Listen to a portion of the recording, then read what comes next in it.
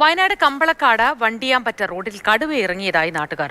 Autorickshaw ഡ്രൈവറാണ് കടുവയെ കണ്ടതായി പറയുന്നത്. റോഡിൽ കടുവ നിൽക്കുന്ന ചിത്രം സമൂഹ മാധ്യമങ്ങളിൽ പ്രചരിക്കുന്നുണ്ട്. എം കമൽ ചേരുന്നു ടെലിഫോൺ ലൈനിൽ.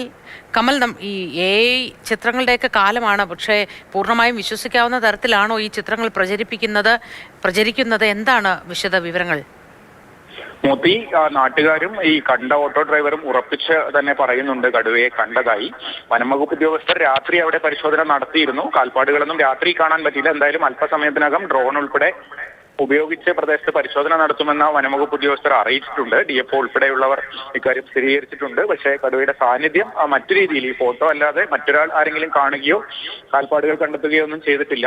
മാത്രമല്ല, ഇത് വനത്തോടോ വന്യജീവി സങ്കേതത്തോടോ അടുത്ത് നിൽക്കുന്ന ഒരു പ്രദേശമല്ല, പൂർണ്ണമായും ജനവാസ മേഖലയാണ്. പക്ഷേ ഒരുപാട് തോട്ടങ്ങൾ, കാപ്പിത്തോട്ടങ്ങളൊക്കെ ഉള്ള മേഖലയാണ്. പലയിടത്തും കാട് പിടിച്ച് കിടക്കുന്ന തോട്ടങ്ങളും മറ്റ് കൃഷിയിടങ്ങളൊക്കെ ഉണ്ട്. അതുകൊണ്ട് തന്നെ പൂർണ്ണമായും വനംവകുപ്പ് തള്ളിക്കളയുന്നില്ല. പക്ഷെ കൃത്യമായ അത് സ്ഥിരീകരിക്കാനുള്ള ശ്രമം നടന്നു വരുന്നേയുള്ളൂ. ശരി കമൽ, ഇക്കാര്യം സ്ഥിരീകരിക്കാൻ ശ്രമങ്ങൾ നടന്നു വരുന്നു.